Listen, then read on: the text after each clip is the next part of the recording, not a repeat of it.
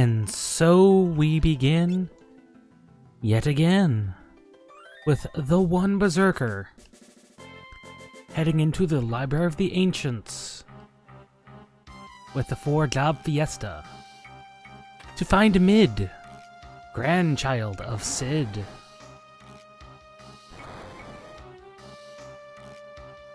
Now, the Library of the Ancients can be a little dangerous if you're level 15 to 20. Or 20, I should say.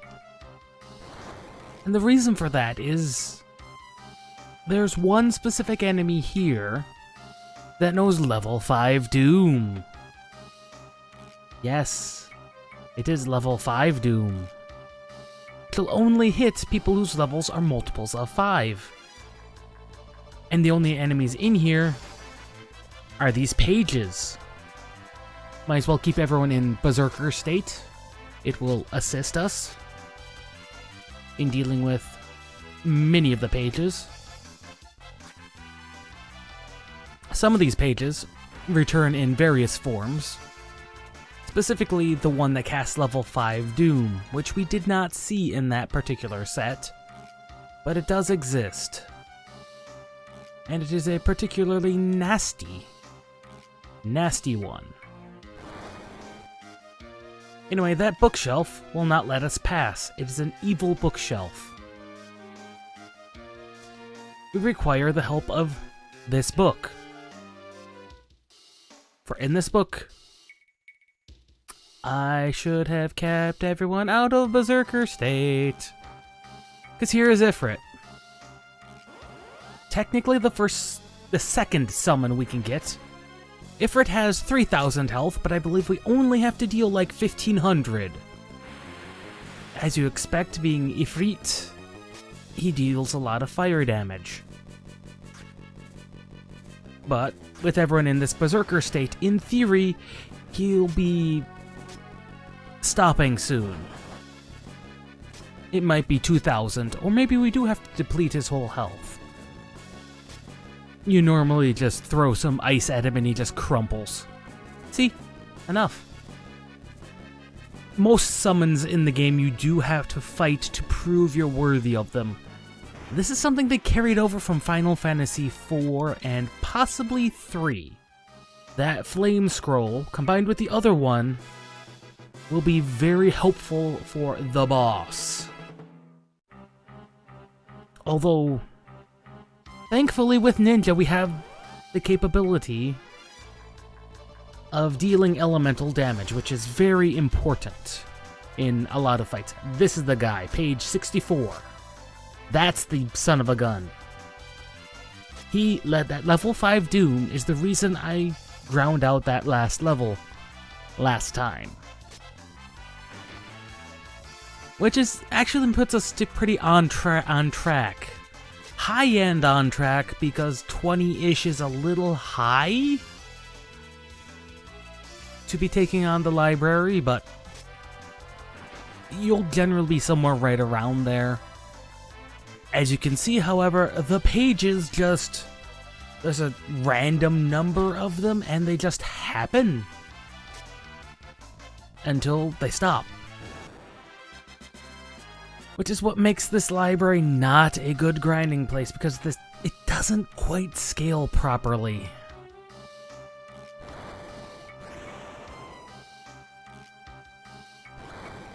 See, Ifrit, the reason things are so scared of Ifrit is he used to help them in the librarians. He used to help them burn possessed books, which obviously you can see that just kind of happens everywhere. All the books are possessed, either that or we're being followed by the same book. And they can also do things like that. 3 page 64s in a row. And then it's dead.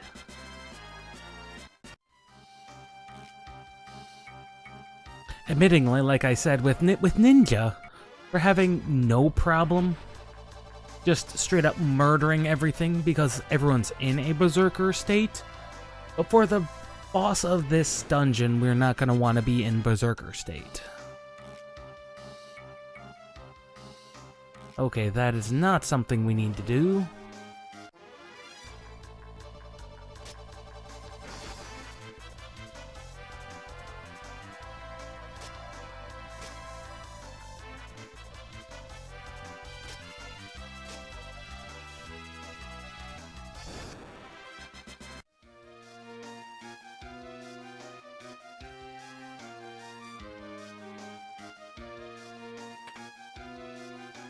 And a free Phoenix down, and we are almost to the point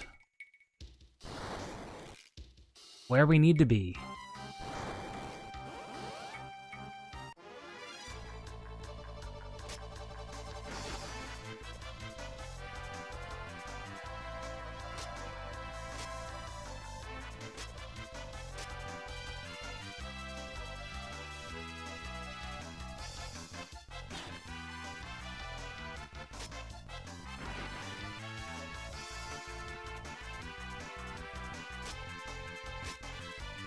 I wouldn't worry about Berserker being an unfortunate thing that is going to fall behind.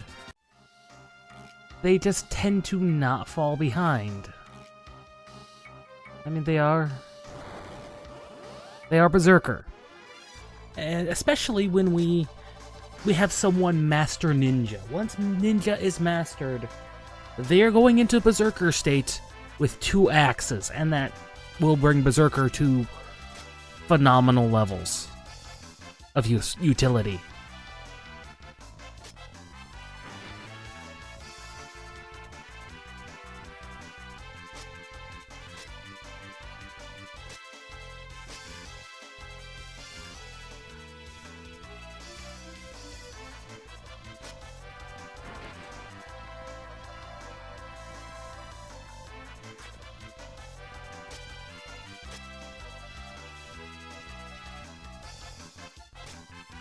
Even with the twin knives, the ninjas are kind of keeping up, and it's proving to be quite useful. Anyway, we are here. It's time for everyone to get less angry. Everyone gets less angry. Everyone less angry.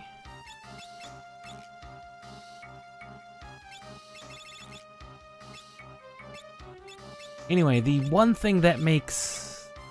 Well, ninjas and thieves both get a flee ability. That is 100%. And we've taken no damage. Everyone's actually really close to a job level. How close are we? We are way off from another level.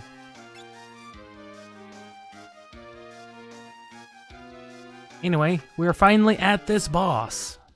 He's not hard.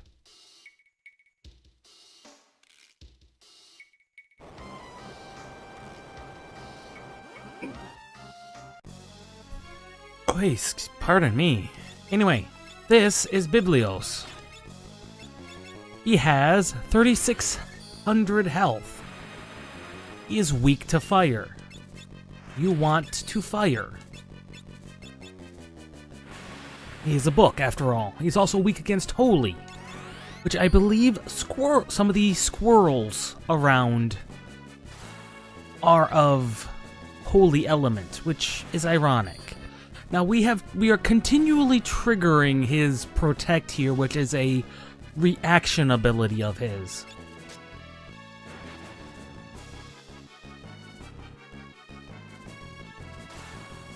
What's that drain? That is going to be annoying. His drain ability is going to be annoying. Is there anything I can throw? I could throw the Ashura, but we don't want to throw that unless we have to.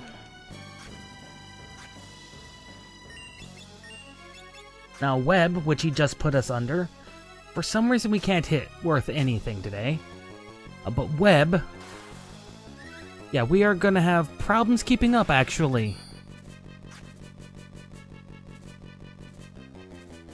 All that damage I put on him is pretty much gone at this point.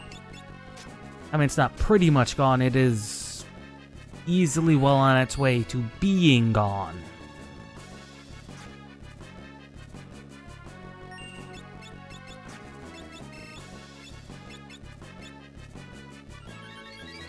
We need this, because we need to stay alive, and we also need to keep... Yeah, we are going to fail this boss pretty badly. I think we just got RNG'd out of success here. Because he keeps draining. He has plenty of other abilities. He normally doesn't drain this hard.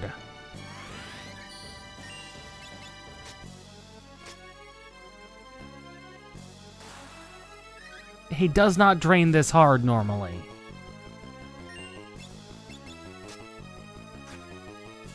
He does not drain this hard. I've never seen him drain this hard. Well, this was a fail.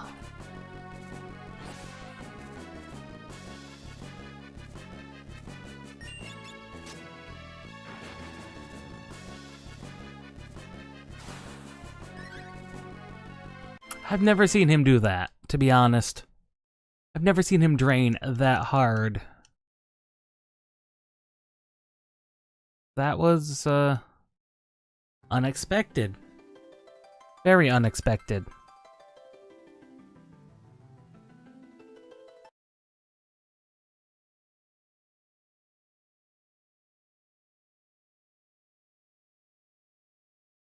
Huh? Oh, right. That's a flame scroll, excuse me.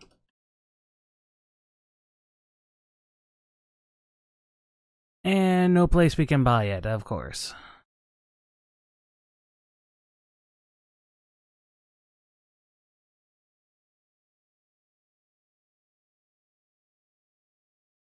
Well, we can buy scrolls at some later date.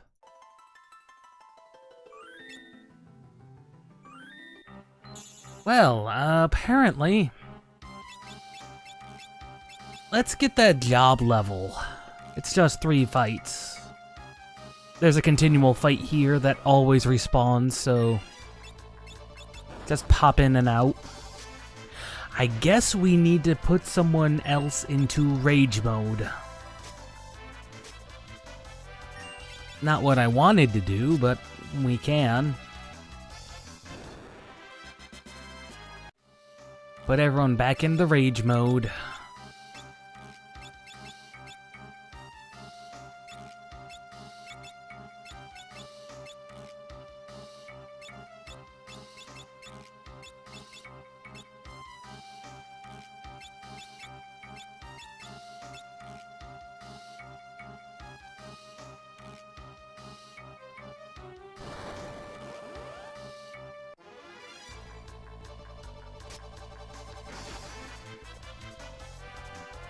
Yeah, I guess we're just gonna need Who in continual rage mode in order to succeed here.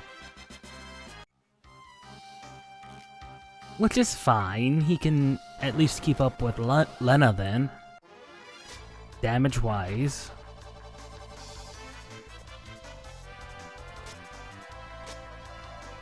But that just leaves me with 2 controllable characters, which is not really what I want.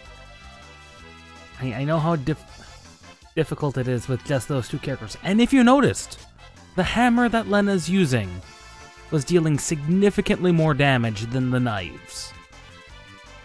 Despite being roughly equivalent items, the hammer, because it's got the percentage of defense it ignores, just calculates better.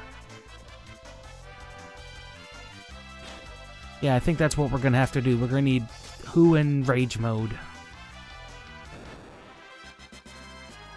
And we gained Image. That is actually a very good ability, I believe. Yes, because that basically puts an image on us. And which, as it says, 2 direct physical attacks will be just straight up avoided. That's important. I guess the other two got a little beat up. They got beat up by something. I mean, they're at half health, which they shouldn't be.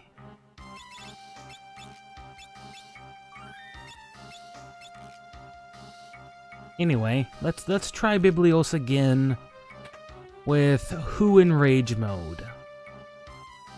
Like I said, we're not underleveled and we're not terribly overleveled.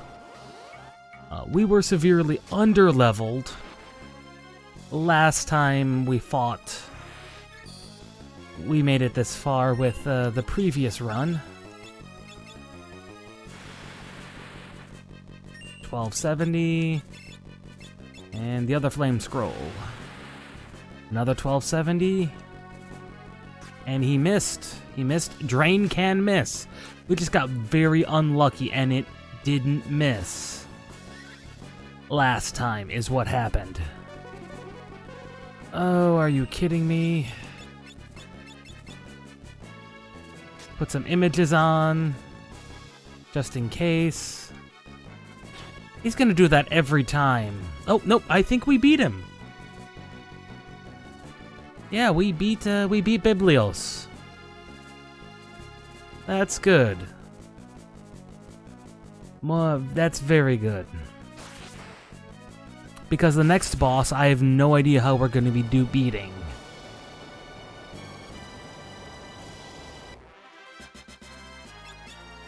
An Iron Draft, which is another good chemist item if we could use the chemist. If we had access to chemist yet.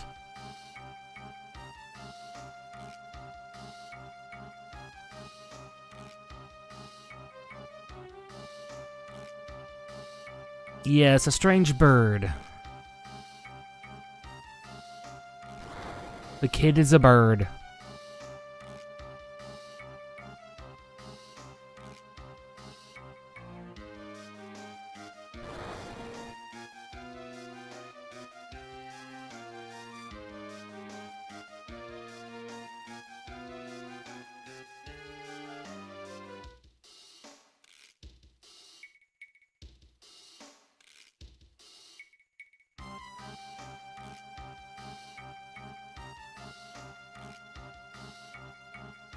Repower the fire-powered chip. It probably has to deal with the refinement of oil into various combustible formats and various internal combustion engines. Would be my guess. Either that or some coal or steam-powered, which would be powered by coal. You know, could be either of those. Anyway, mid has left. We successfully killed Biblios with minimal damages to ourselves. And I will take that as a sign of getting the crap out of here.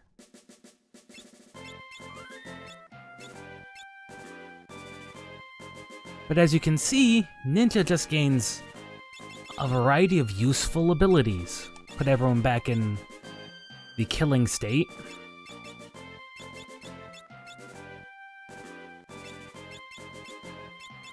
I'm probably going to be wandering most of the overworld around in just everyone in Berserker state, because respect the desert, because it's just more useful that way.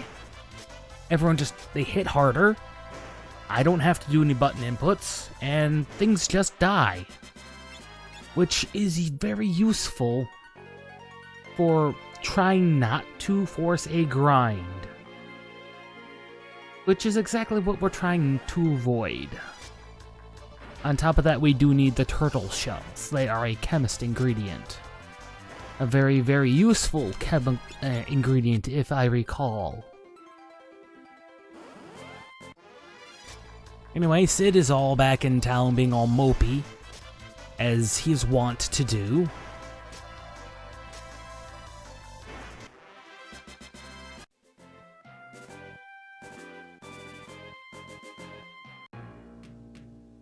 Remember that useless room I told you about? In the inn? Not the inn, the pub. The queen is in the inn. She doesn't remember what happened. And you know what? We're fine with that. Actually, yes, we could do that. That would be a great idea. I just remembered something. I just read it. And there's things we can do. Ah, yes, poor Mid.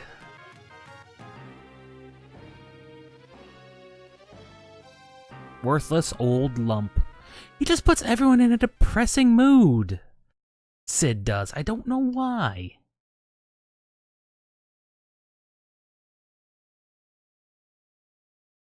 Kid, stop beating up on the old man.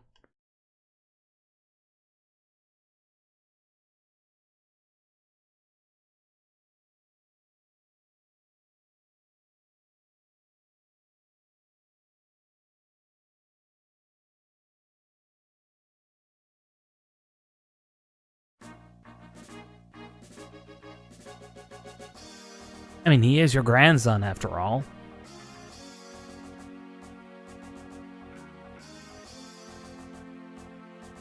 I mean, that is the next transportation, I believe.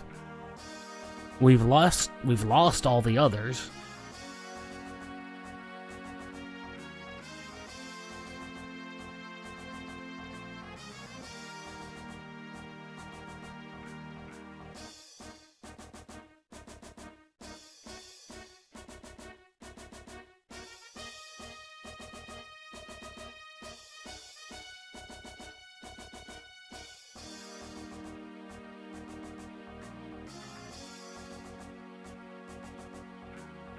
Now, unfortunately, we are not particularly craftsmen. We're not great craftsmen, so don't expect us to, you know, go tightening bolts or anything. I'm sure we can haul lumber around, vanish into thin air, hide in plain sight, you know, ninja things. Well, let's keep Lena, though, away from anything that requires her to use the hammer. That would be a bit unfortunate.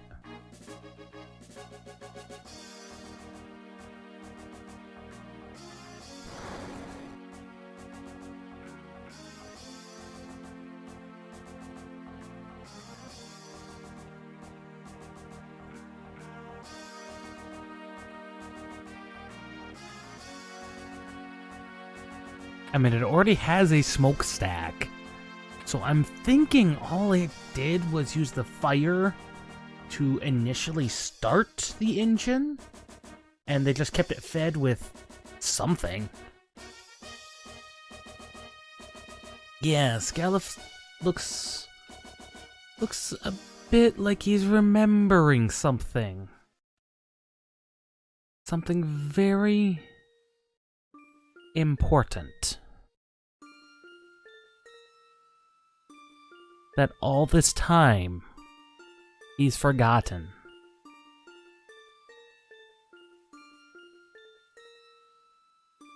What could he have forgotten? A castle, apparently. That gal named Krylie. I know a lot of people pronounce it Krill, but she will always be Krylie. Thank you, Final Fantasy XIV, for telling me it's Krylie rather than Krill. Yes, she's a great character. Every appearance Krylie makes is amazing. Especially in this game, which is the origin of the character.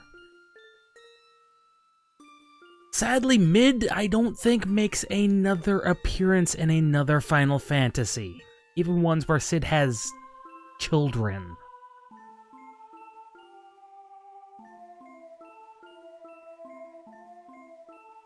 She's also very young.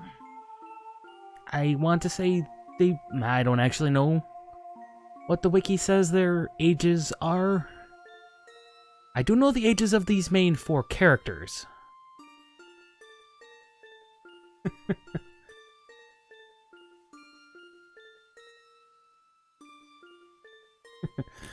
Very true. Very, very true. Oh yes, by the way, he's an alien. Gelef is an alien. Theoretically.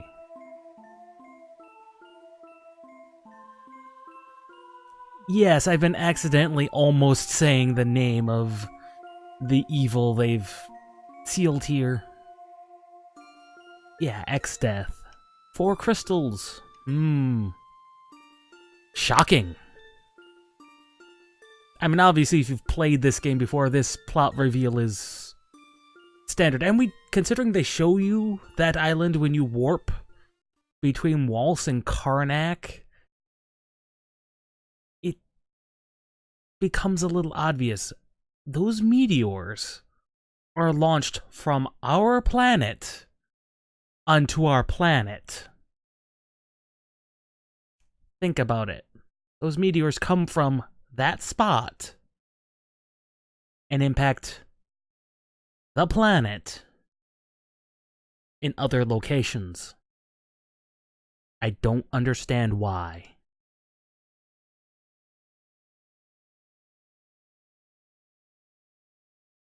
But now we know the name of the evil that's been causing all sorts of problems.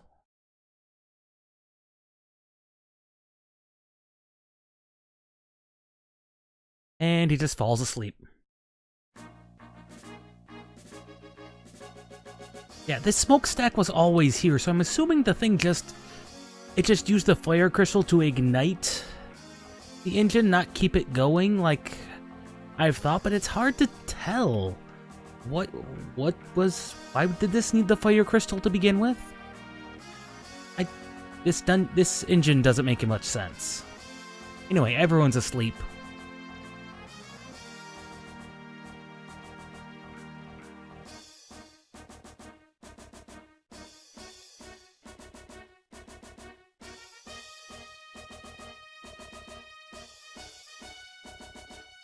Wasn't Kiruru her original translation? The original Krylee's original name? That looks familiar. I think that may be from the SNES translation as well. It has been some time since I played the SNES fan translation. It has been a long time.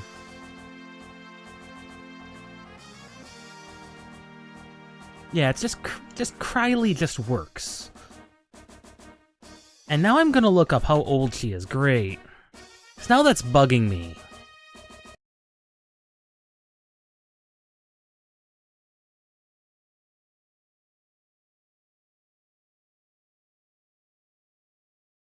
There's gotta be a wiki somewhere.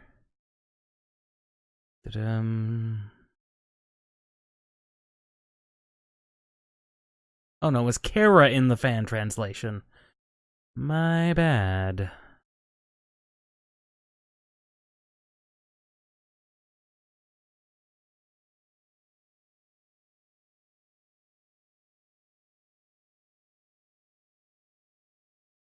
Okay.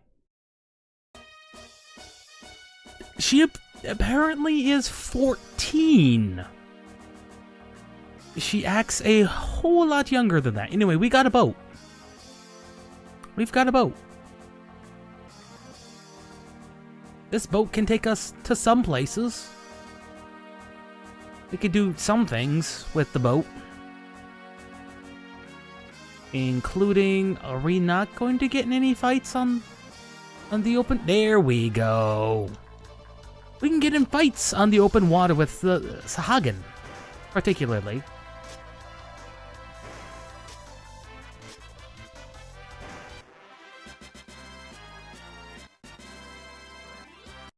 Now, Sahagin aren't hard, but we can go places. Not many places, mind you. Well, we could go to there.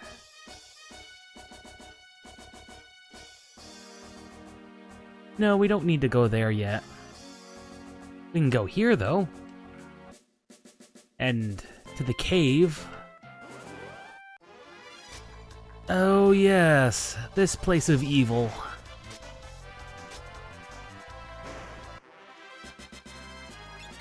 I forgot about those things. Those are bio soldiers. They are bad. bio soldiers. If you leave one of them alive, and just one of them, mind you, thank God, who? You just about died. This is a Skull Eater. It is not the good squirrel that casts holy. That is the thing that eats your head.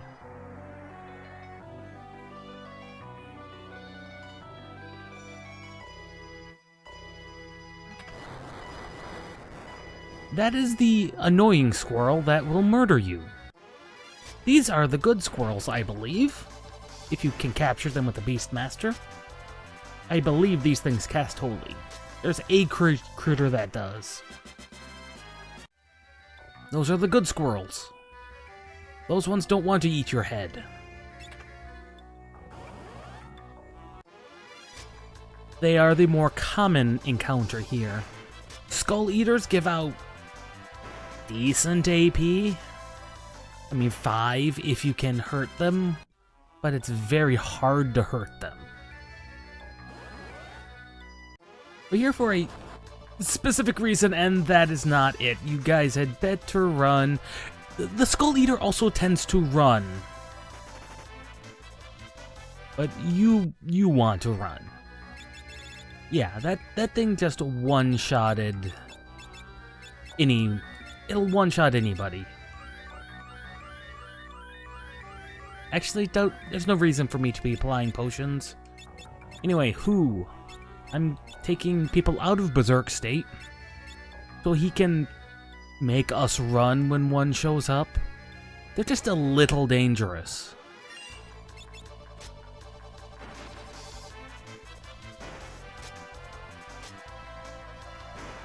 Because these nutkins are actually areas that are enemies from the area around Tool.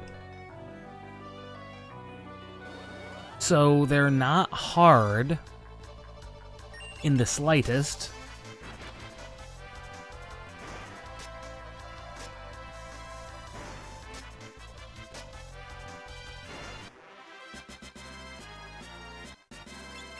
What I find most interesting, I'm just looking at this wiki. Everyone has a middle name and they're all very hilarious. Except for Butts. He does not get a middle name. But he does have a last name. Or Bart's. Or in our case, Who. Is Who. His last name. Anyway, that's the one item we really want. The Blitz Whip, even though we currently can't use it, but there's a chance for Beastmaster at some point. Or Freelancer. One can hope. Yes, he's last name is Klauser. I don't know why, but it is. It's Klauser.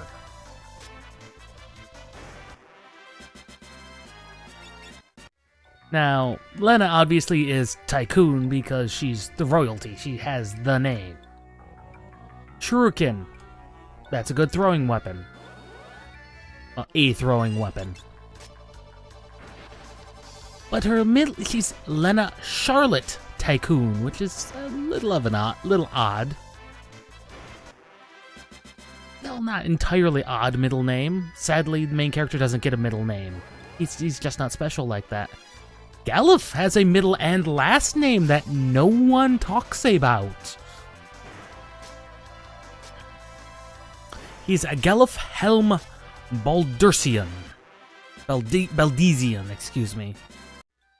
Ferris has a last name. Again, none of this is talked about anywhere. No one ever talks about it. She's Sherwiz, which is apparently the pirates who named her were named Sherwiz. I mean, it makes sense. That's who she was raised by, was the Sherwiz family, so she's Sherwiz. I don't know why. Oh, you meant the 14 Krylie. You're right, I did forget about that. That's a Kuduru. My bad. It has been some time since that character showed up. I've forgotten that Criley has a last name, which is probably also a reference to something. Knowing Square. That is also a reference to something. Smoke to get us out of here. Almost always a guaranteed escape. Yeah, that Criley I forgot has a last name. Unfortunately, where I am in the story quest in 14, it has been some time since I encountered that Criley. So I already forgot her last name. I apologize. That was my mistake.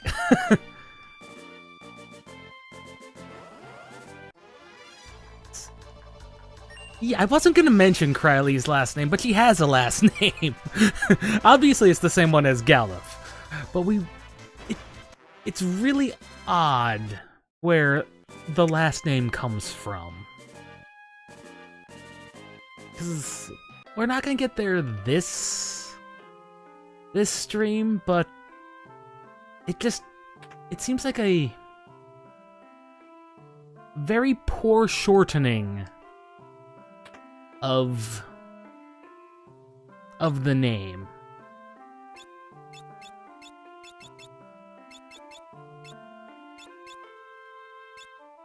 Anyway, Mage Mashers. Yeah, cause okay, I'm just gonna talk a little bit about, this is spoiler if you haven't seen it.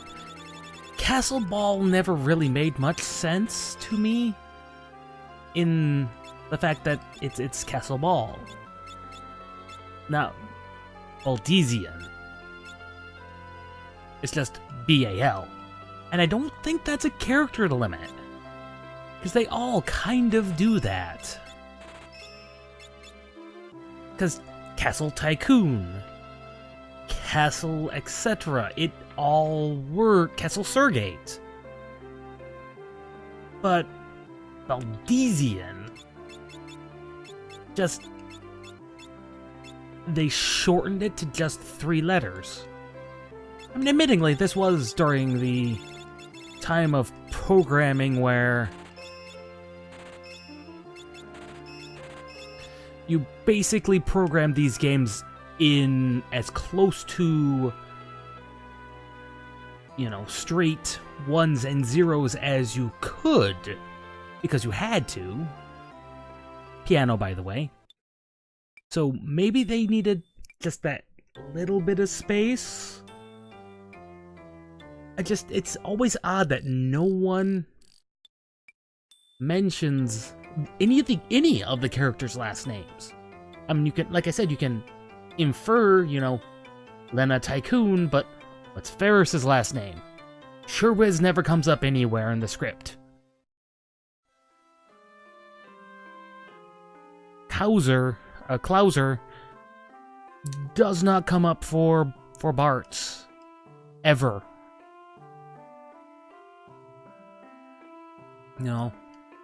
Baldesian doesn't come up either.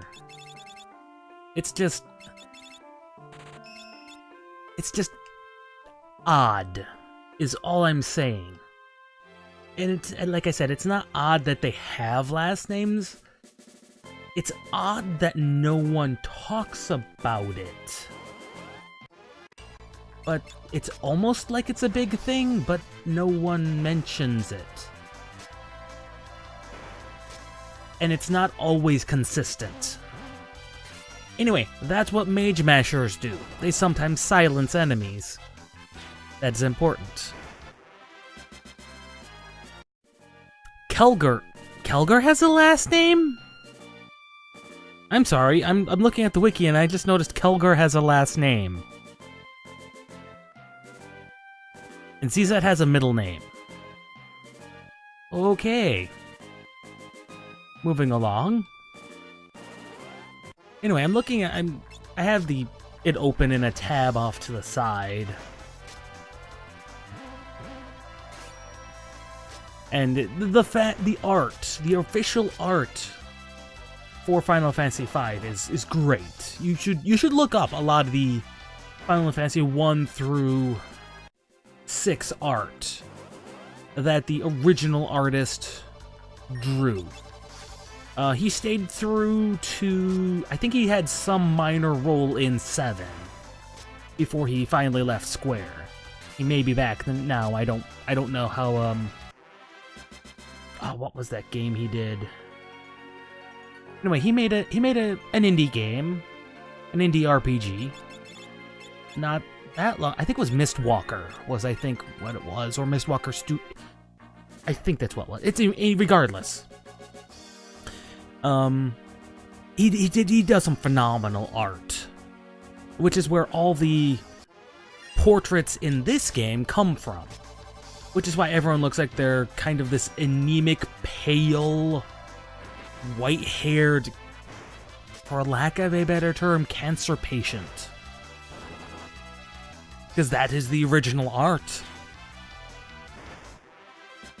And they use different. And here's one thing that I can say for the Steam and mobile port of the game. It uses different character art than this one. Not just expanded on the original art, just blown up. Different sections of character art, which is rather interesting. Sid has a last name. I did not realize Sid has a last name.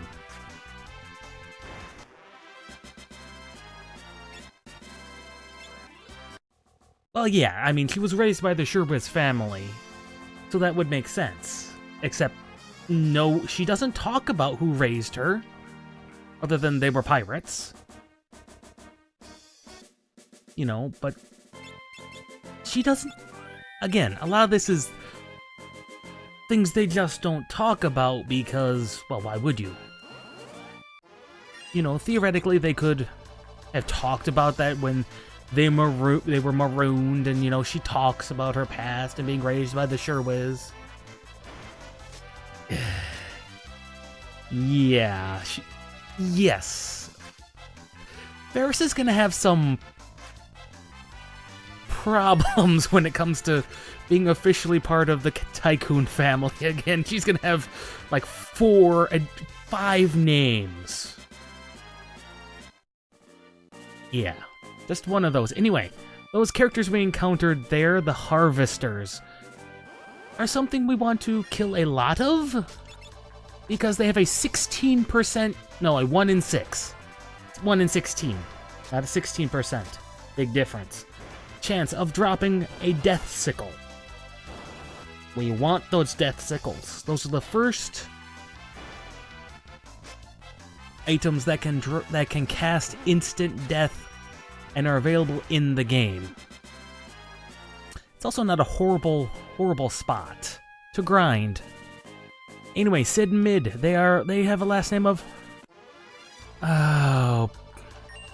Previa. And King Tycoon has a first and middle name.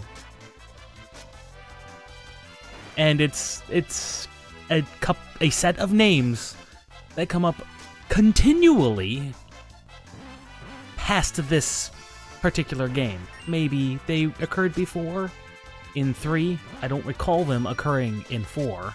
But it's been a while since 4 as well. Anyway, King Tycoon, he is Alexander Highwind Tycoon.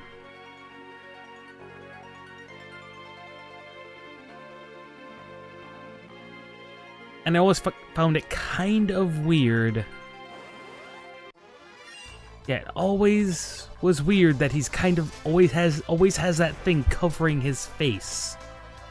For no reason, as far as I can tell.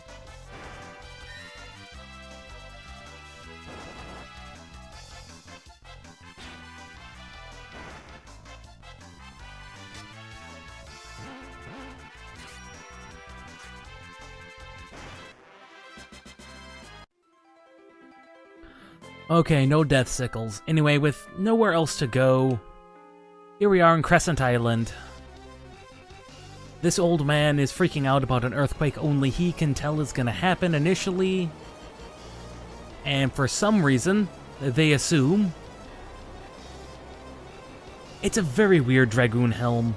I think, you know, I didn't think about it, but Ida, pardon the minor spoiler, the major spoilers for 14, I just let slip. Ida's helm in Final Fantasy XIV might be a reference to that.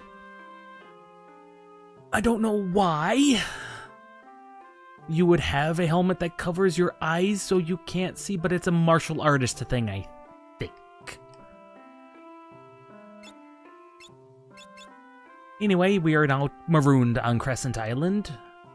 They have things. They actually have some pretty useful things if you have this. This is foreshadowing if you know what anywhere near what foreshadowing is.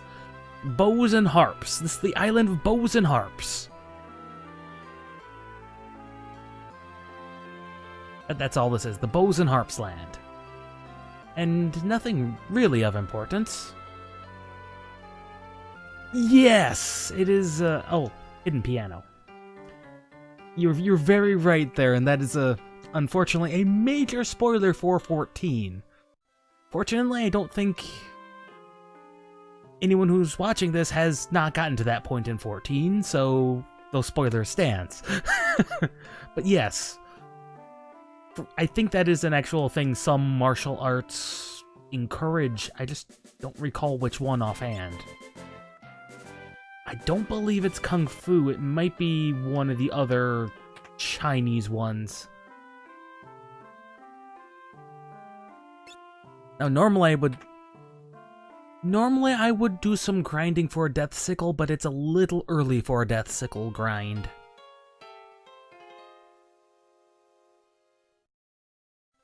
Anyway, as I've said before, Final Fantasy XIV, this is completely off topic, makes a lot of references specifically.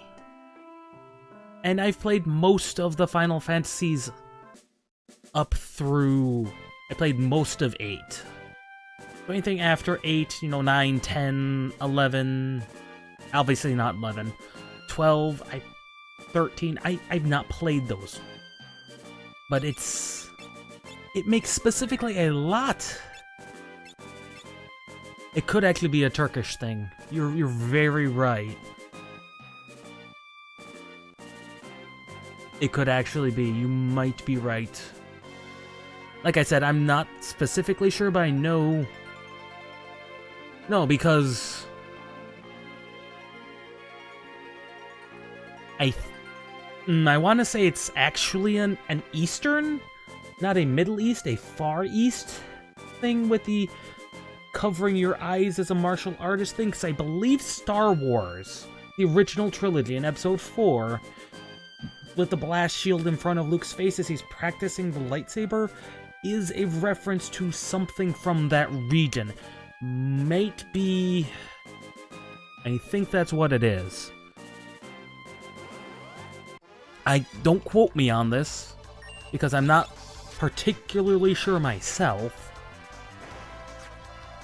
But I want to say that it is a thing. I mean, obviously, it's a thing. It's a fairly realistic design that would be a thing.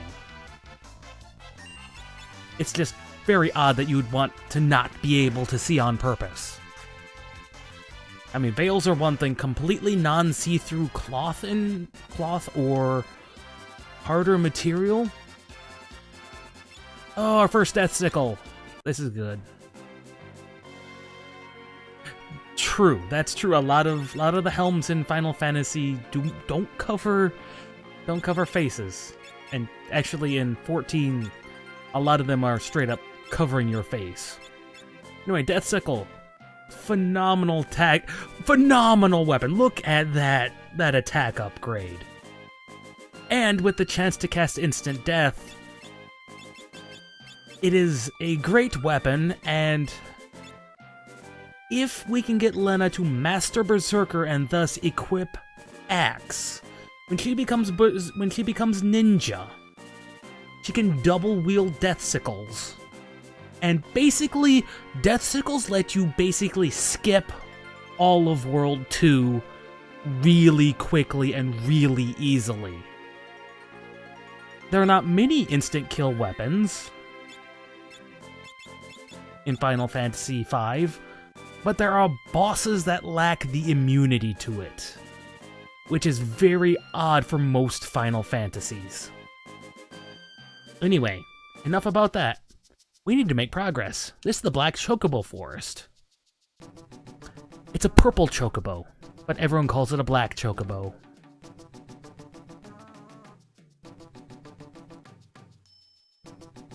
And this is why in 14 I wanted my chocobo to be purple. Yes, there are. I've mentioned in passing there are more than 2 worlds. Because even 3 had 2 worlds. I never did beat Final Fantasy 3. I know there's at least 2 in 3. Final Fantasy 4 had 2 worlds, and yes, black chocobos being purple is amazing.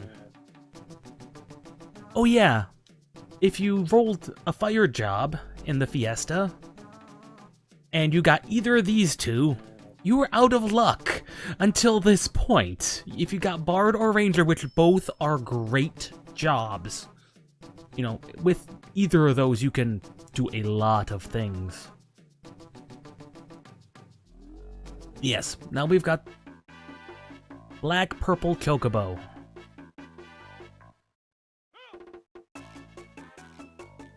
Also, I love this flying theme. A lot of the yeah. With this, we have some shopping to do. How much cash do we have? Some cash. Because Black Chocobo, unlike Stupid Dragon, can fly over mountains.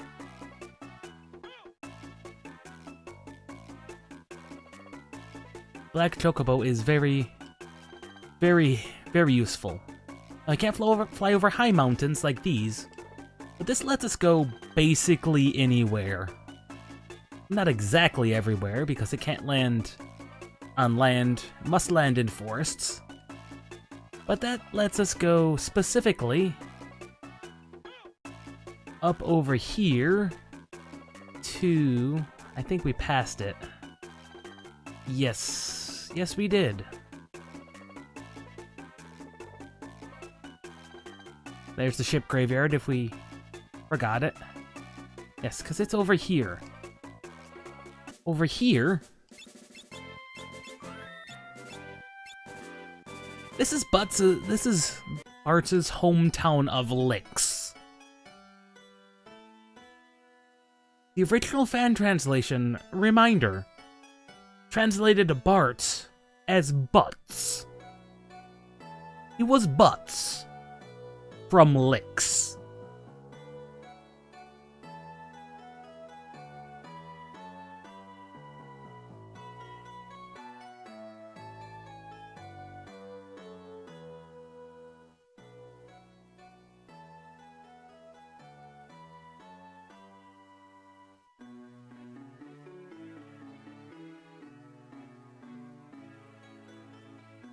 Wait a minute.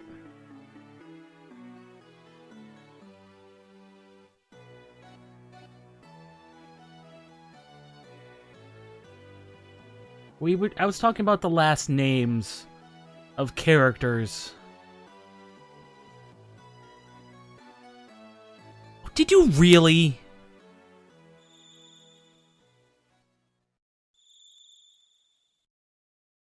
Now I'm gonna have to look at the Final Fantasy XIV wiki. And start looking at characters from the Empire's last names. Why in the world would... Because now those names are starting to sound familiar.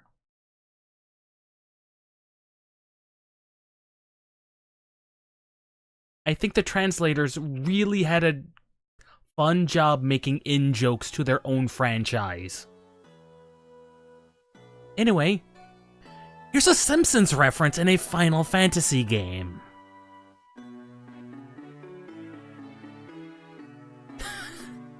just there for the fun of it. Anyway, Licks is important because everything is literally half off. The one thing they don't sell are Phoenix Downs. That's fine, because this is one of the few places you can buy ethers.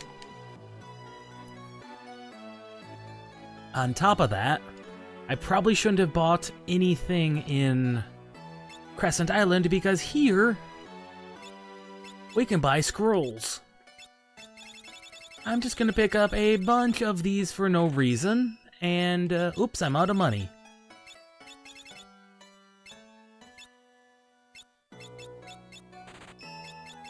Get rid of these useless hammers.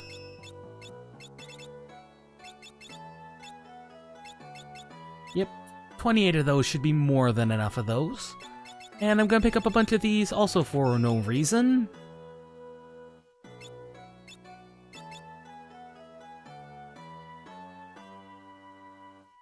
So yeah, now I'm gonna have to look up a bunch of names on the wiki after this.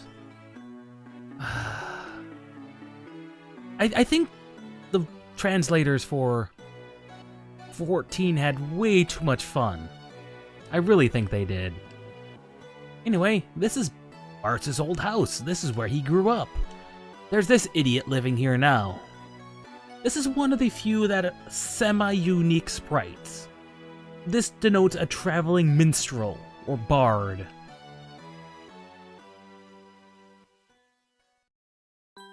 I don't know why it's unique. All I know is that it is.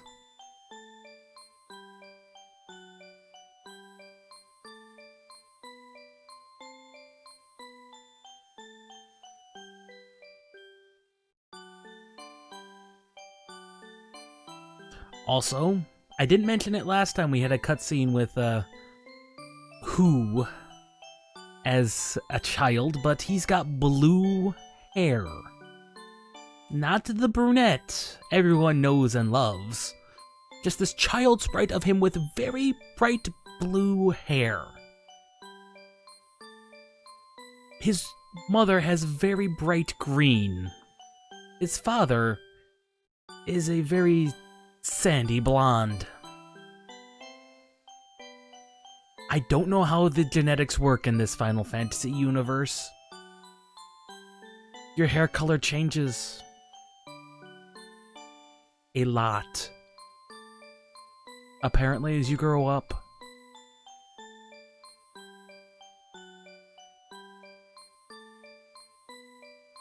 Maybe he was going through a phase. Who knows? It is possible.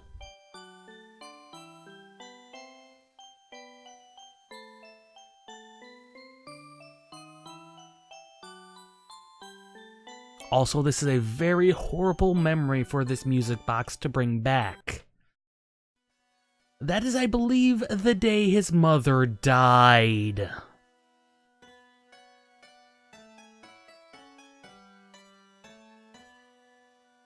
Not the best memory.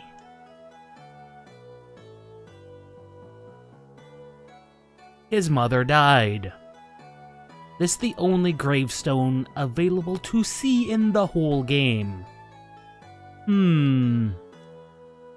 Anyway, let's go rest at the end since we wandered all the way here.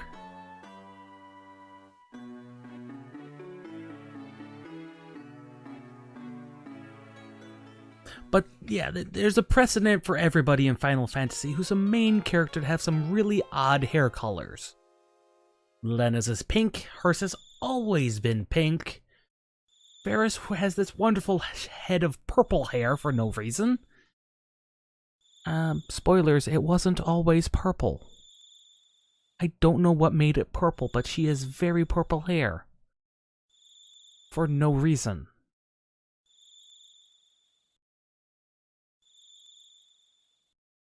Except in the character artwork.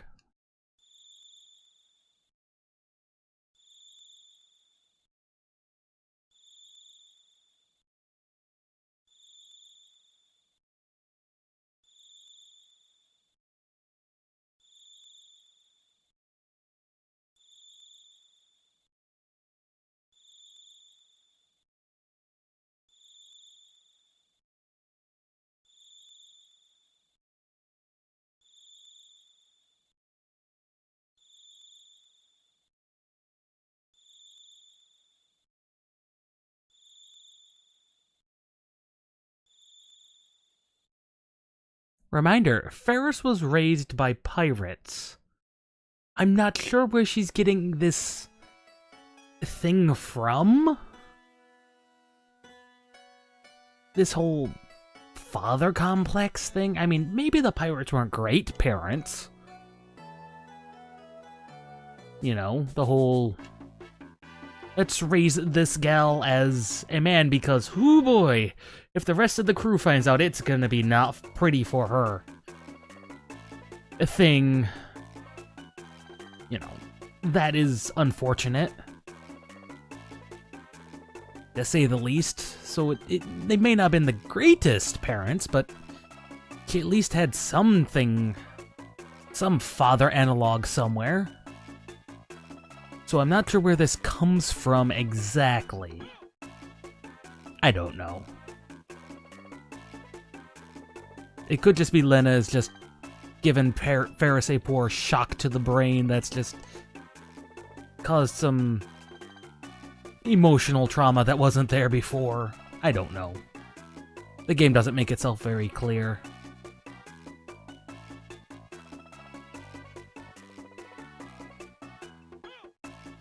Anyway, since we have nothing else to go on, we should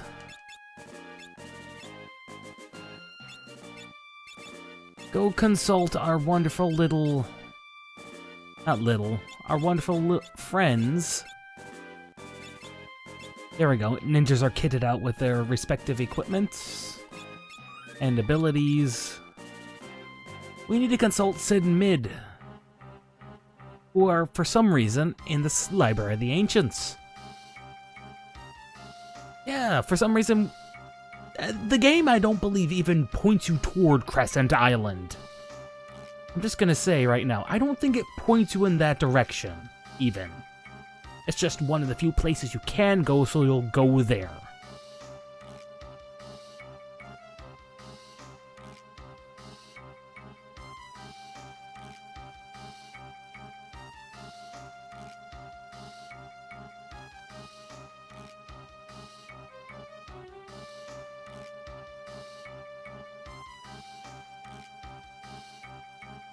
He has mastered time magic.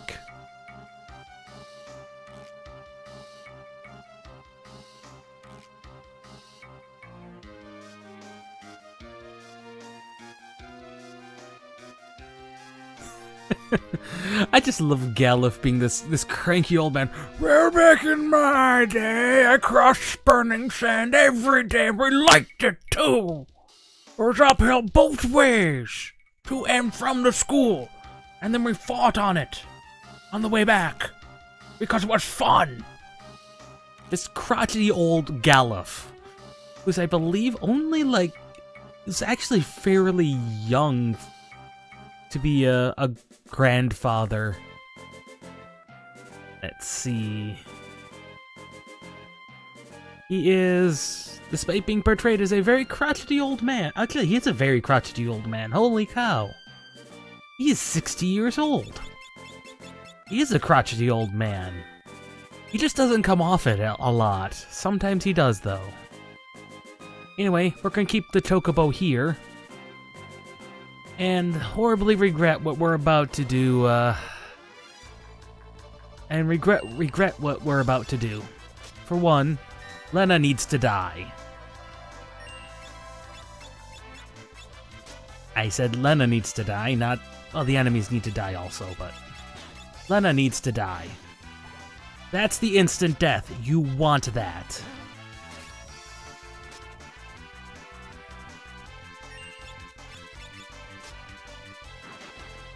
I'm killing Lena on purpose. Fortunately, boss fights in this game do not give out experience. So she won't fall behind the experience curve, but we still want her to die. And the reason for that will become readily apparent, as it's probably not going to make too much of a difference regardless of whether or not she's alive or not.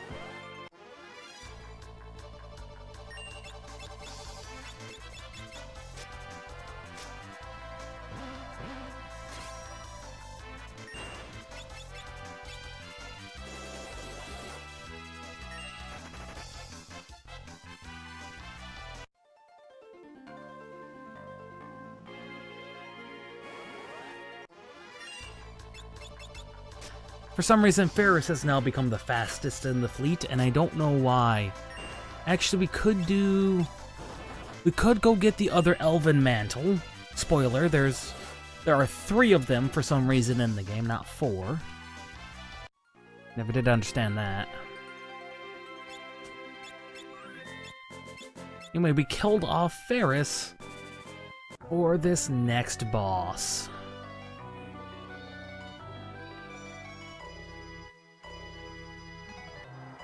Yes, the desert is hopeless. Mid has all these great sayings, and I don't know where this fairly young, I believe he's fairly young.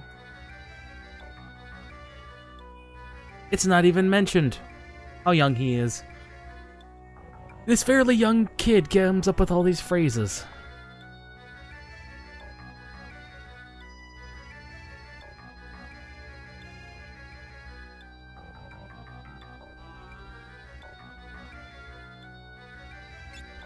This is Sandworm. Sandworm is considered, sorry about that, a major roadblock for a lot of parties. Yes, he does read.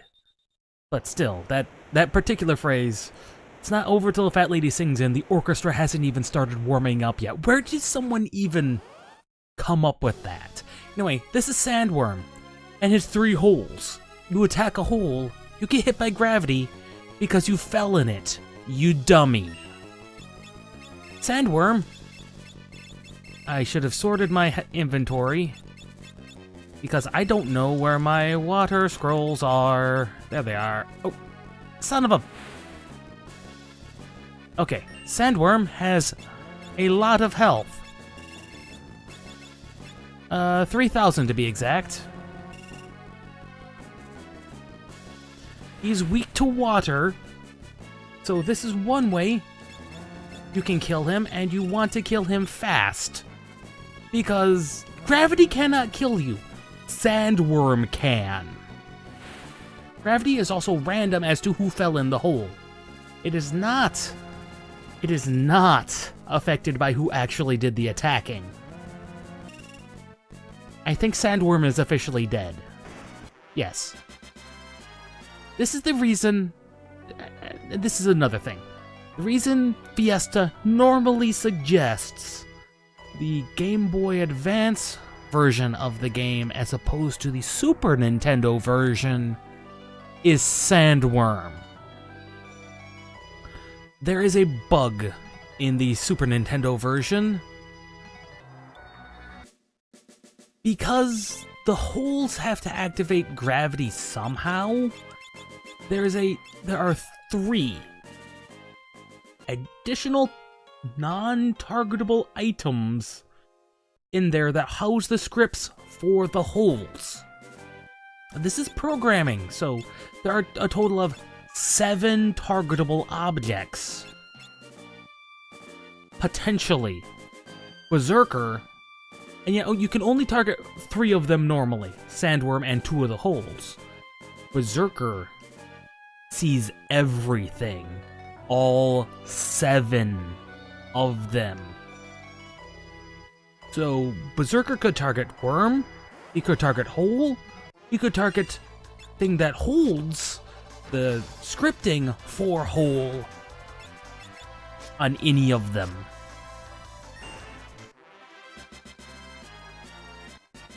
This is why Berserker runs of Fiesta are so horribly... They're good unless you roll like 2 or 3 or more Berserkers before Sandworm. If you go into Sandworm with more than 1 Berserker, or 2, you are going to have a very, very bad time. Also, a side effect of the Death Sickle. As good as it is, you do not want to use it around undead. For undead, it functions as a full heal.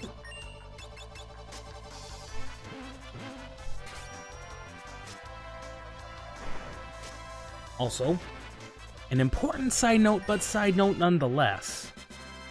when you're dual-wielding weapons, and a weapon has an attached script somewhere that does something. Only one attack script can go off. So if you have two weapons with attack scripts, only one of them will go off. The other just functions as a normal weapon. This is important for what is considered the ultimate weapon in the game. We'll talk about that more when... Yes, Reflect also is pretty piss. Yes, it can also... If something has Reflect on it, and you hit them with an instant death weapon, it is actually casting the spell after the attack, which can be reflected. You can use this to your advantage if you have Reflect. There's not a lot of reason to do it, but you could. So yeah, things with Reflect. Take off the Death Sickle, if you have one. Or later, the Assassin's Knife.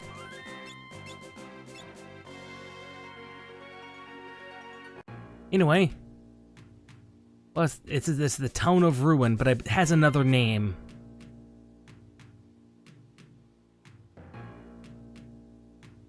I just think the translators at Square just have a field day with everything. This is gone. The Town of Ruin.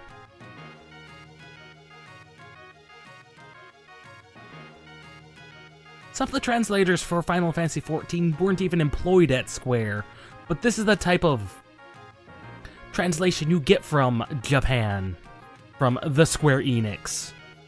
It's part of the corporate culture there.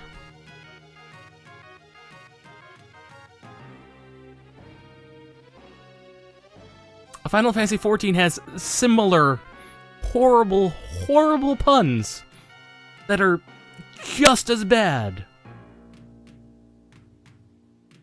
20 years later, I think the Japanese just like a good pun. I think they just like a good play on words. I know they like a good play on words. I've had several explain to me in Japanese how much they like playing with puns.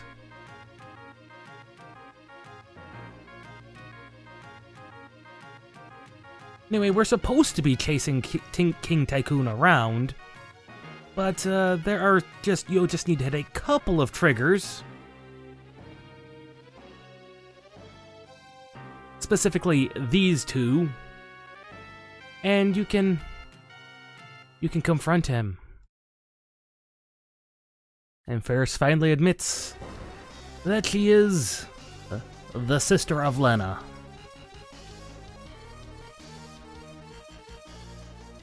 And the danger music just plays at random.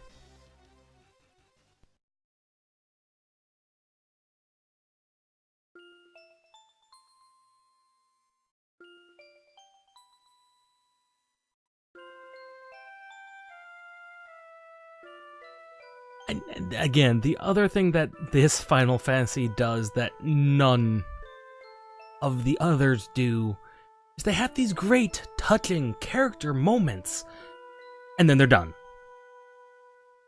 They're just done. Once the moment's over, it's done. No one talks about it, no one does anything with it.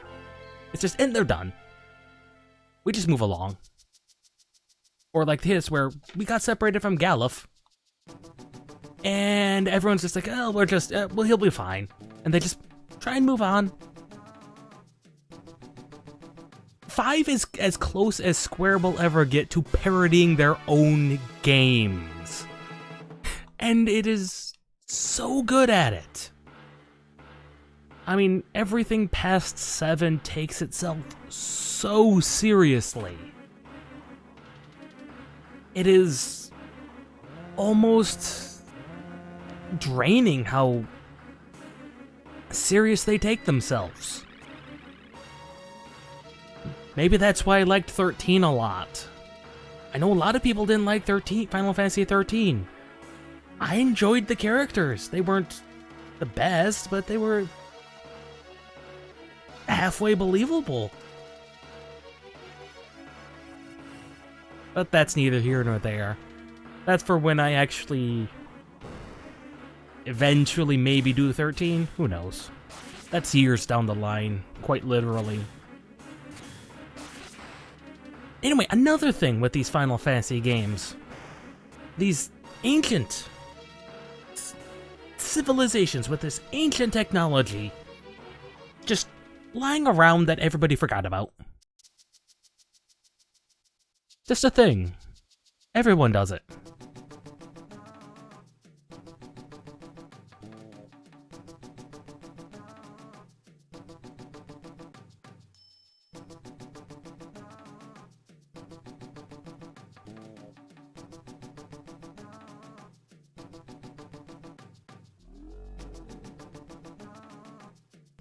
And Sid doesn't even try here. East, west, home is best. I hate you, Sid, sometimes. You definitely did go beyond the Call of Duty.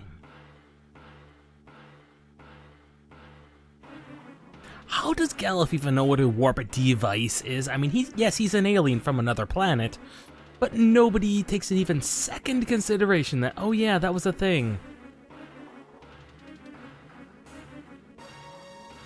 Just, oh yeah, that's what happened. Just nobody. Nobody suspects a thing. Also, always pull this switch. It's got useful things, including the spell Mini. There are somewhat missable spells in this game. Somewhat. You can buy them later. But it's like Asuna was in Karnak Castle. Because I did pick that up because there's a possibility of White Mage.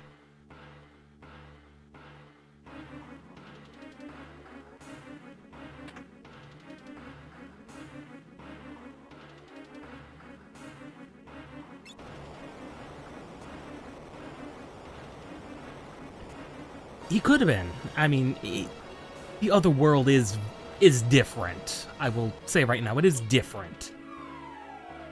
But as far as I'm aware, these ruins are specific to this world. They don't have an ancient civilization like this in wherever Galuf is from. Regardless, again, a lot of other, even Final Fantasies would take it as kind of this, thing. And everyone's just like, it's a thing. They just brush it off and be like, oh, that's what happened. Hey, look, it's the ship that sunk. It's neatly parked here, intact. Oh, but there's this other thing. By the way, if at any time you wanted to do the Fire Crystal Dungeon again, it's just here. In the ship. It's still in the ship. It's still full of monsters. All the treasure's still here. At any point in time you want to go here, you can. You have no reason to, but you could.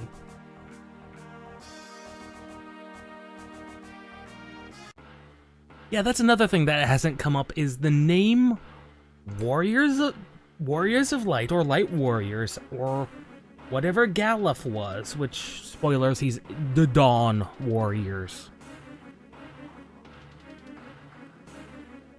Anyway, here's a ship with propellers on it. That's odd, isn't it? That's very unusual. Oh look, Sid Mitter here suddenly. And Sid is going crazy. For some reason, they rode the Chocobo back to the island for no reason. They had no way to get back.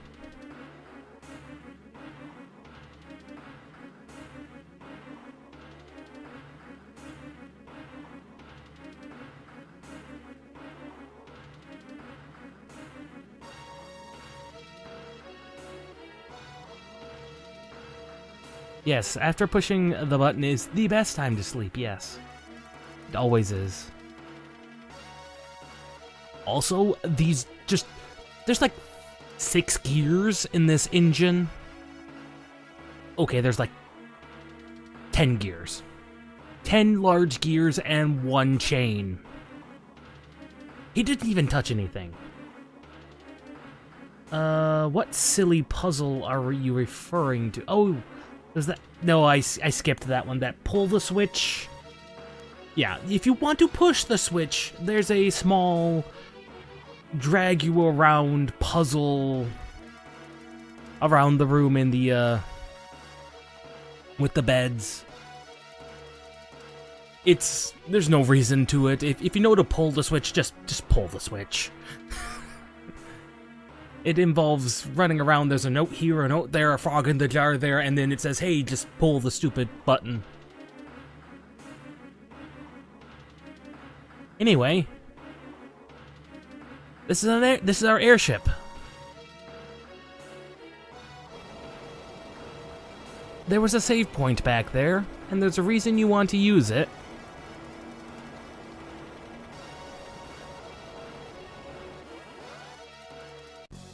I got that treasure. Is there another treasure in there? I don't recall. This is Crayclaw. He is Carla Boss's favorite other brother. He has 2,000 health. He is weak to lightning. He is dead.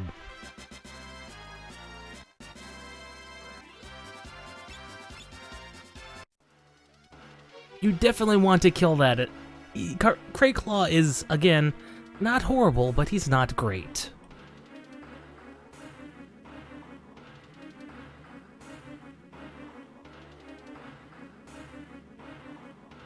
Cheese biscuits and mashed potatoes.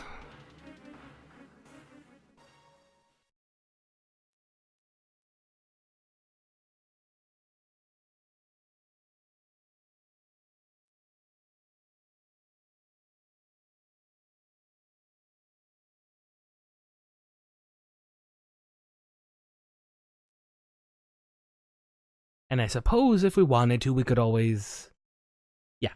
Cheese biscuits and mashed potatoes. So we've learned a little bit about the cuisine of this world. Still makes you wonder what they eat. Sometimes. Honestly, I never played Final Fantasy IX, but I know they occasionally do have an occasional game that's just kind of just silly. And yeah, 9 is probably one of those. And it probably has its serious moments, but it's no Final Fantasy X, or 7, or 8.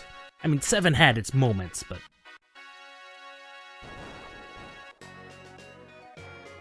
Yeah, they occasionally do that just for the fun of it, and they're the more beloved games that everyone loves. Anyway, there's a cutscene here. If you got the first cutscene, there's a second cutscene. After it's revealed that Ferris officially acknowledges that Lena is her sister. One of these days I'm gonna have to get around to playing Final Fantasy IX. I have the Steam version, so I've got no excuse now.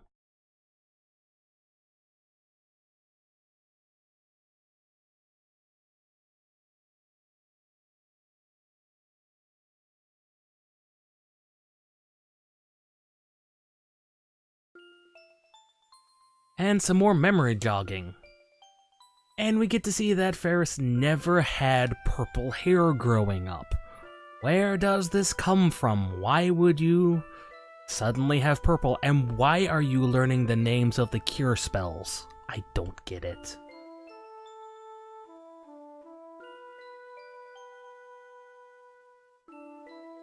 Also, I believe this is the first...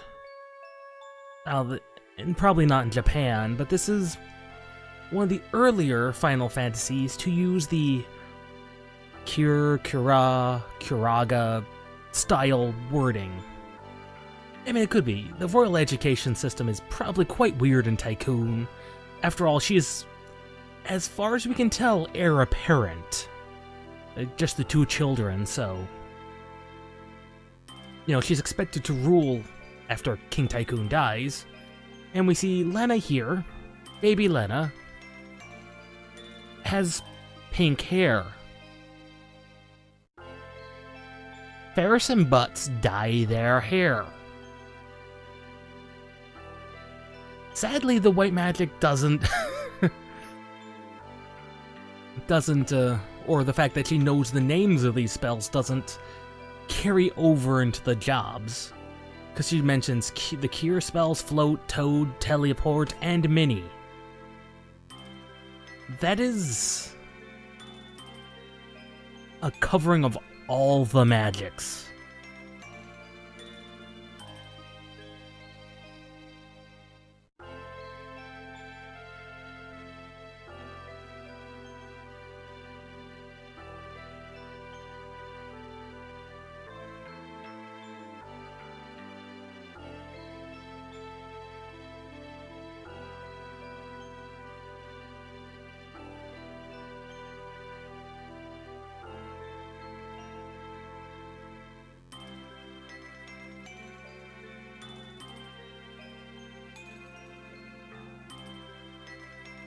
Yeah, this is one of those sibling things that it's like, these two are technically siblings. They didn't get raised around each other, but they have these small memories and this bonding thing. This Final Fantasy V has these moments where it's like, oh. And the funny thing is, most of these scenes, I'm doing my best to show as many as possible. These are all unfortunately optional. You can skip the game and not even see any of these. I mean, you kind of have to go out of your way to see licks altogether, or anything in Castle Tycoon. You have no reason to go there. Anyway, we have the airship. We need to go to wherever the Earth Crystal is. I accidentally went there.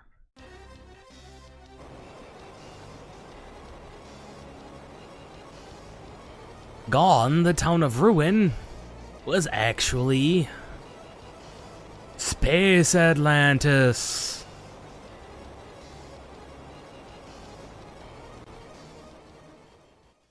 I mean, you're right. This was before there was a lot of drama in RPGs. But even, you have to remember, Final Fantasy IV came before this, and 4 had a set of scenes. I mean, it had scenes. I'll probably stream 4 at some point, but 4 had some drama and some cutscenes. But in 5, they're all optional. I mean, 6 is full of cutscenes and drama, but in 5, they're all optional. It's just a little weird that they're just completely optional. Anyway, here's Istory. A place you're gonna want to go to. And it has some pretty good music, some pretty rockin' music, kind of. Also, you can skip this spell. From this poor frog. This is the only place you can learn Toad. Toad is occasionally helpful. Yeah, it's odd. No, you're right, 4 did not have a lot of reflective backstory moments. Maybe I'm just remembering the remake more, because the remake had a lot of... I think the remake had some more additional scenes. Yes, there were a lot of fake sacrifices in 4. Well, that's because 4 had a rotating cast.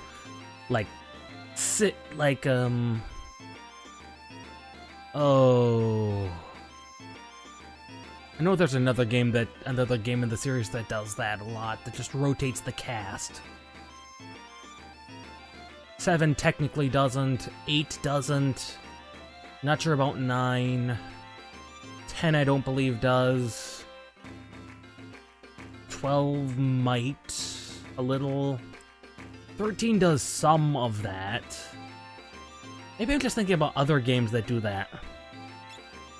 Anyway, this story is important to most Fiesta because it has the rings. This is the only place in World 1 to get rings, and I believe the only other place is in World 3. So if you don't get your rings here, which are ungodly expensive,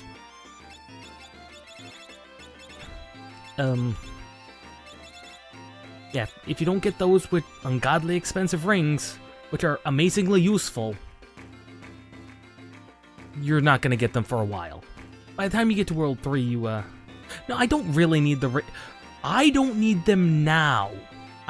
On the last run, on my last Fiesta, it was 1 Black Mage and 3 Berserkers.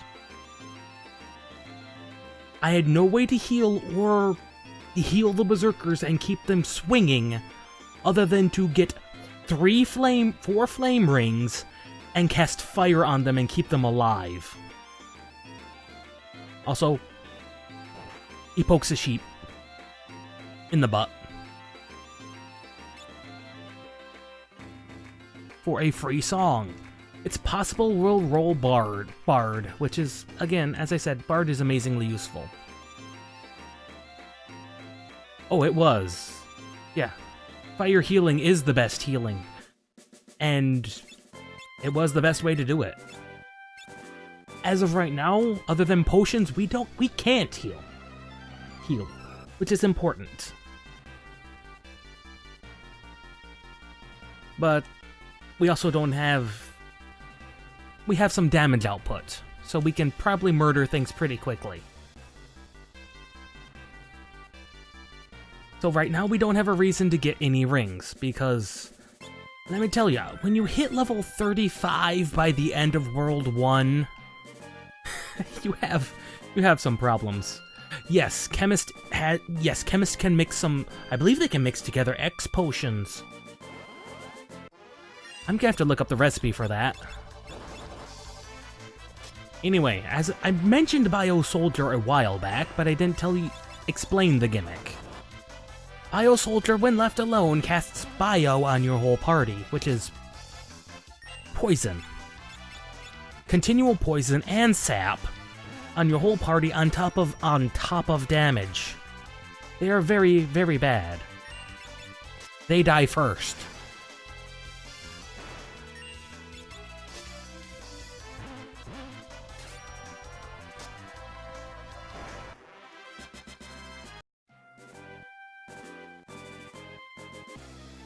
Just checking to see if we could get maybe a free death sickle, but no. And the thing to remember is if you don't know where to go, always come back here and talk to these 2 idiots. They'll have figured it out. I don't know how they got a telescope to see through the water, but they somehow did. Now we have a name for them. They're the Ancient Ronkins.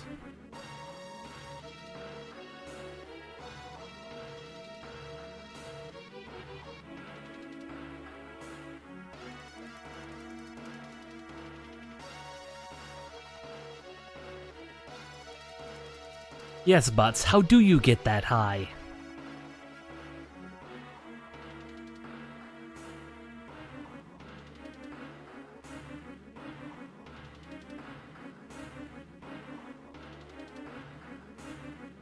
We'll just let that hang.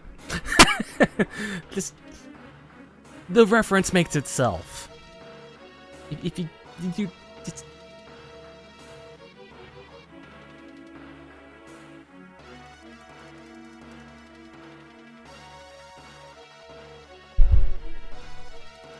Oops, sorry about that. Regardless, we have adamantite to get.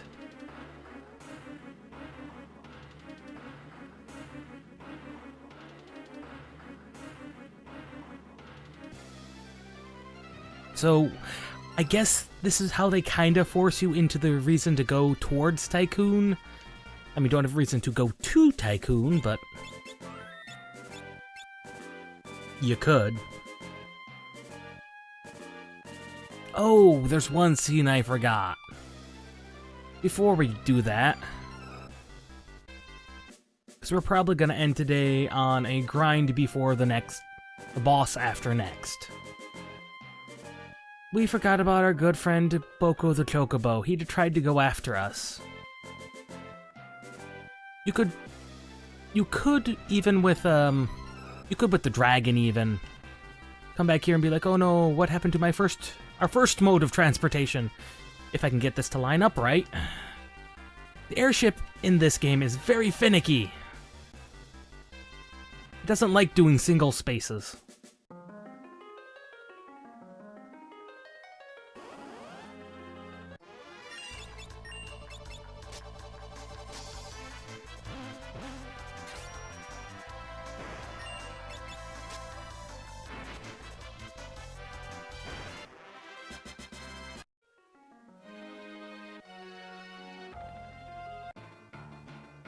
Yes,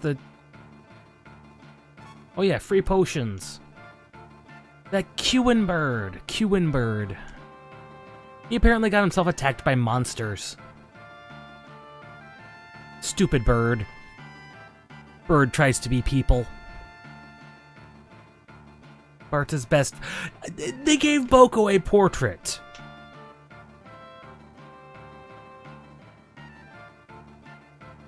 I just love the fact they gave him a portrait. You have him for the first 5 minutes of the game. Spoilers, you get him again. And he has a portrait. He's our first mode of transportation, and he gets a flipping portrait.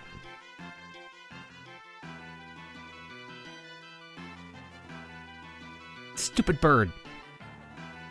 Stupid bird.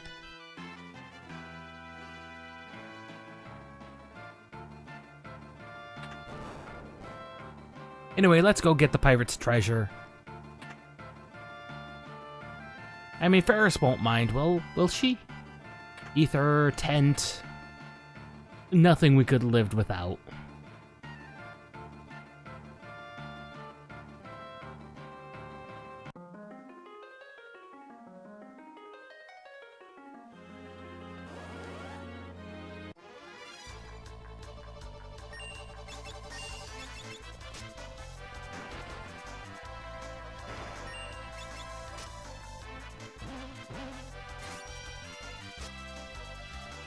Oh, that's cool. I guess I didn't realize that.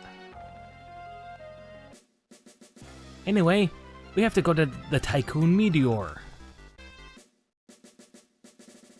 Because Galuf swears he remembers Adamantite. We're not likely to die, but it is always a distinct possibility.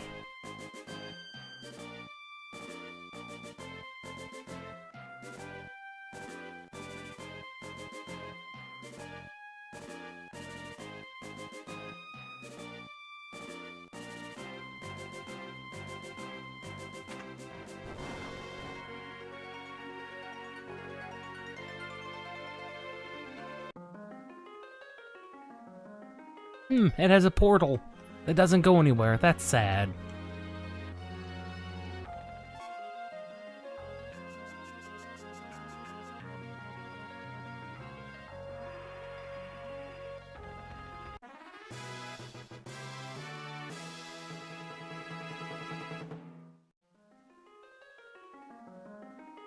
You didn't think we were getting out without another boss? Final Fantasy V is full of just bosses everywhere. This is Adamantoise. He has 2,000 health. He has no damages that we can... no immunities. I mean, he is not immune to death, is what I mean to say. But he has no weaknesses we can exploit, because we do not have ice. But he's pretty simple. He is also not immune to death, one of those bosses that isn't. So I think that's how they get away with so many bosses, that you can just kill them easy. If you have a Berserker and a Death Sickle.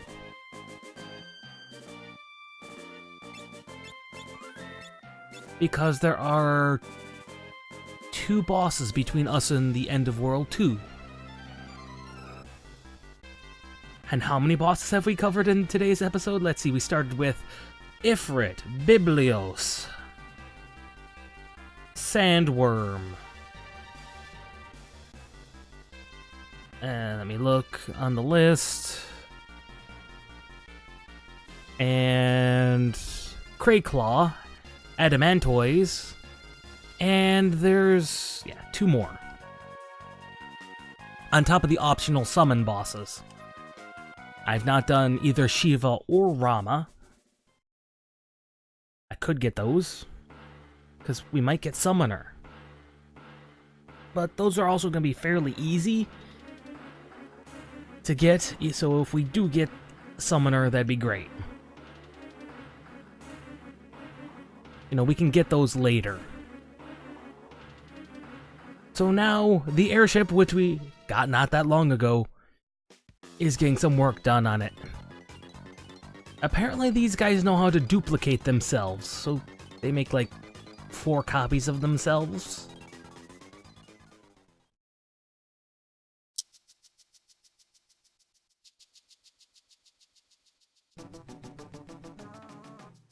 Also, this is the best track of the game.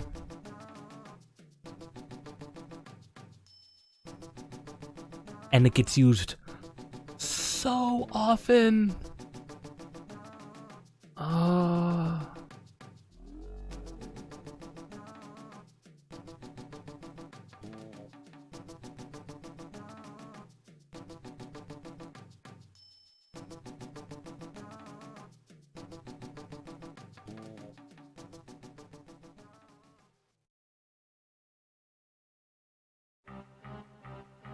Apparently the Ronkins left the blueprints to the city.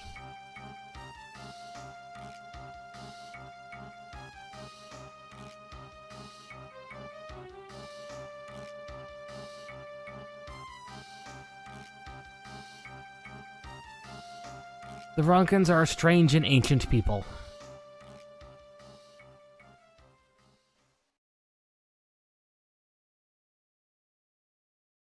Yo ho ho!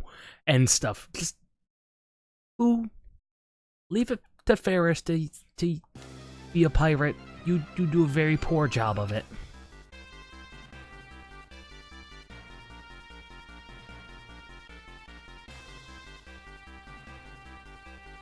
This is also the only time you get a chance to go, hey, let's go higher.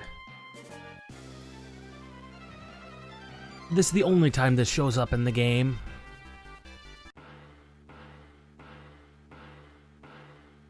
And there's the floating city.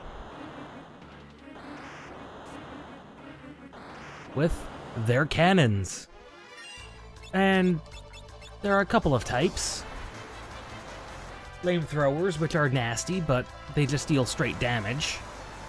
Which is why my berserkers laughed, because fire damage is, like, not a problem for them.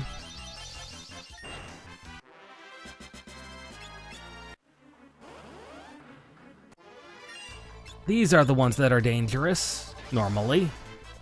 Missiles, they hurt, and I believe they inflict old. Fortunately, lightning, scrolls, and they're dead. We're gonna need to pick up some more scrolls, so we need some more money.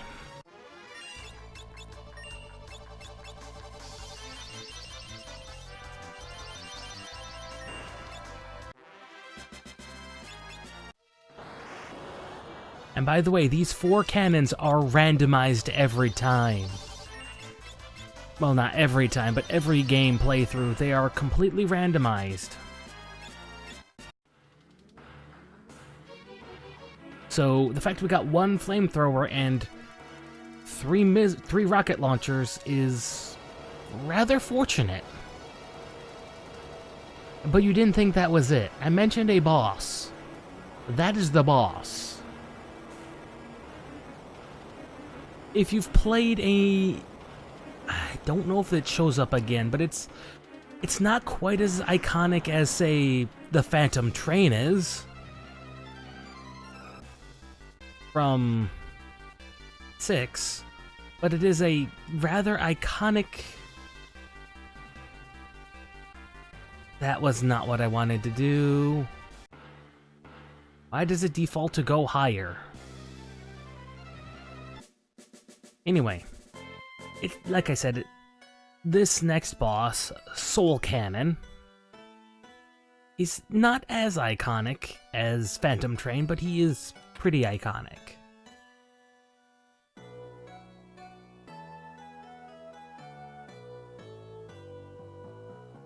But we will probably not be tackling him, even with another few lightning scrolls.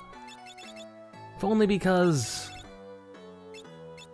well, we have a bunch of items, but we have one last class. But I want more death sickles. I want 4. And to be honest, we haven't done a lot of level gaining. We gained 1 level in the last almost 2 hours. So we could do with a little bit of a numbers boosting session. And what better place than here? And yes, airship turns into a normal boat. Because of course it does.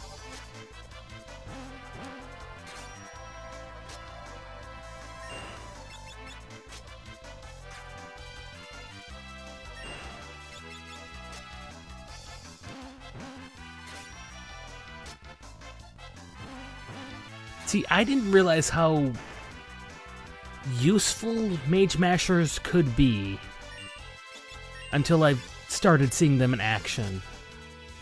Just how often does that silence work? Answer: a lot. And I keep accidentally double pressing the A button, which is not what I mean to do. There we go.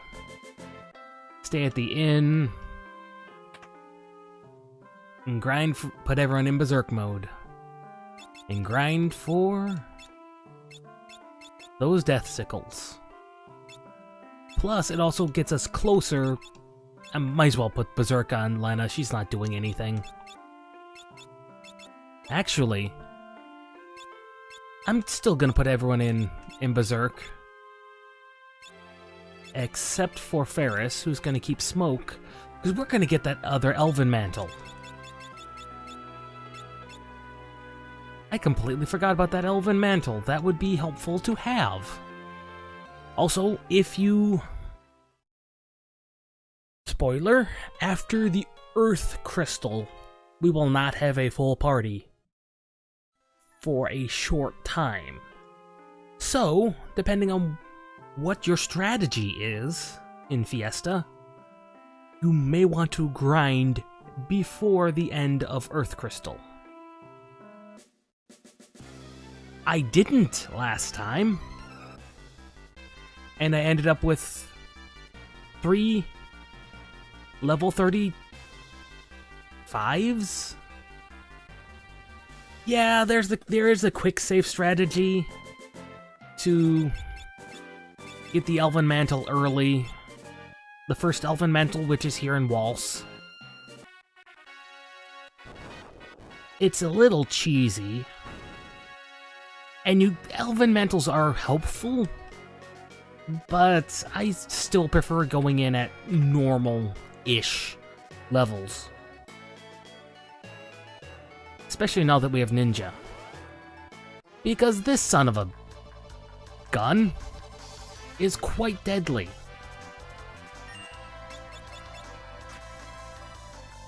This is the Jackanape. He hurts a little. I think he has 666 health. And yeah, he just kind of hurts. He always back attacks you. And yes, speed is always the best time magic. Too bad we don't have a time mage. As you can see, he's also pretty tough. He can also berserk everybody.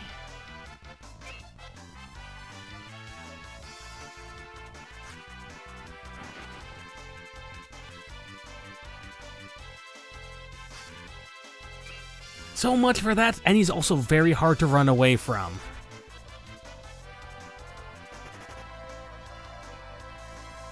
That is almost final dungeon level of how long it takes to run away from something.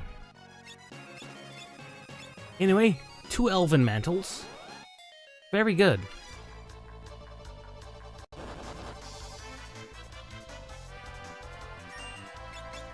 I think the strategy, if you were to use the quick save glitch, is you take like 6 steps, you quick save, quit, restart, 6 more steps, quick save, etc., etc., because that doesn't trigger him attacking. You know, if it's like 6 steps. It's a lot slower, but you could do it. You could do that before Garula, which kind of cheeses a lot of... You could do a lot of cheesing of Garula at that point. And, you know, rightly so. Garula is a bit of a pain if you fight him normally. If you are a silly person and fight Garula normally. Who fights Garula normally? Answer is people who don't have black mages or freelancers.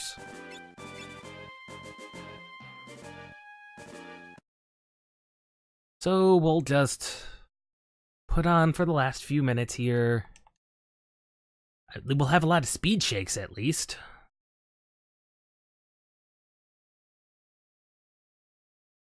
Yeah, we'll have a lot of speed shakes, that's for sure. I believe they also start dropping potions, or something around here drops potions.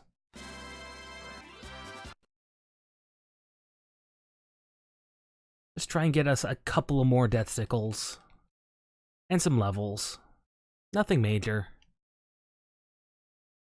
Maybe enough to get Lena up to the appropriate level. Ah, yes. There we go. Second death sickle has been acquired. So when she hits the point where she can ninja, she can double death sickle. Good.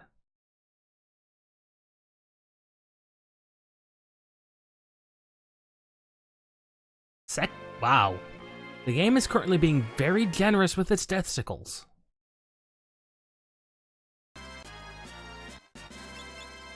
Yes, the bio soldiers, I believe, drop the potions.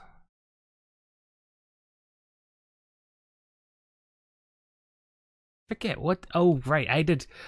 This is also where I ground my money, because as opposed to the Karnak Forest, which gives out comparable money, the EXP is just better here. Yeah, I ground out 4 flame rings. I had to grind out 4 flame rings worth of money last run. That's 200,000 gil. Hence why we hit level 35 on our Berserkers in World 1. I had like 32 death sickles. No, I had like 40 death sickles by the time we had our 200,000 4 flame rings. It's a little bit ridiculous.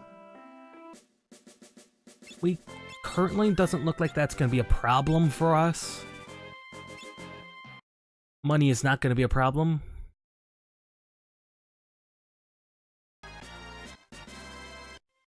Also, Sid Mid. They put the bird not only back in the forest, but they allowed it to run free. Meaning, if you want to fly it anywhere, you have to catch it again.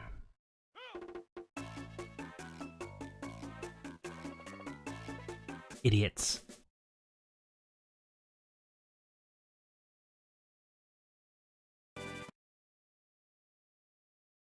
Also, the AP is not particularly horrible here either. So it's not a bad place to grind for some ability points. Oh, because we don't want to... I mean, setting poor Chocobo free, I mean, I guess that's fine. And considering we hopped on its back when it didn't have a harness on, I'm not sure how that worked. I'm not sure how poor Chocobo worked, but Bird will be free. We will come back for Bird later. I mean, he's still in his home woods. I just took him out of the spot where I have to catch him again. He's my tame Chocobo. Which, by the way, as far as I'm aware in Final Fantasy V lore, purple and yellow Chocobos are completely incompatible with each other.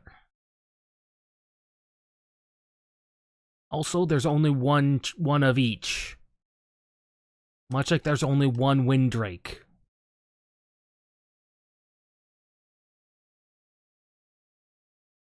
I don't know why Final Fantasy V does this. Those poor birds those poor animals, doomed to forever be alone because they're the only ones of their species. Well, there's our 4 death sickles. That was easy. I didn't even have to get any levels, really, to speak of. That was 20,000 gold. Okay, we'll grind out one level. It's gonna be like 2 battles, but so we'll get our 2 battles and then we'll be prepared for next time taking on Soul Cannon, which has an ungodly amount of HP that you don't have to fight through. Which is a kind of a gimmick of a lot of these bosses. Well, some of these bosses, yeah, it's like, hey, this guy has like a ton of HP. Too bad you don't have to fight through it all.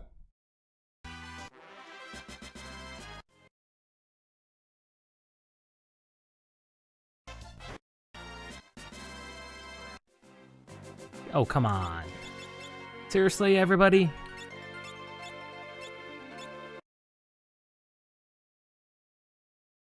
I mean, it's not bad that they did set the bird free.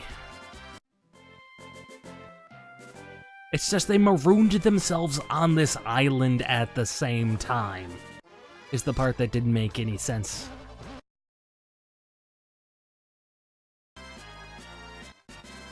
And there we go, level 24. That's actually a pretty close level to where we should be. But with that, we're calling today to a close. A successful progress. We're almost to the final job. We'll easily get there. We have all our death sickles. And we are gonna need... Hopefully we can get something that uses the bell. Actually, let's hope we don't get Geomancer. Geomancer is... Geomancer. Something that can use whips, the frostbow, the staff, the sword, or the flail. We cannot get another Berserker, so that is off the charts. We cannot get another Berserker, so thank God. But we could get anything. There are a lot of classes left. I mean, we could get Knight, Monk, Thief, Ranger, Mystic Knight, White, Black Mage, Time Mage, Summoner, Blue Mage, or Red Mage, Beastmaster, Geomancer, Bard, or Freelancer. Those are just the ones we have unlocked. That's not including the Earth jobs, one of which is Chemist. We'll see you guys next time. Tomorrow... It's Friday, yes? Yes, tomorrow then. Yes. When we unlock the final job in this Fiesta.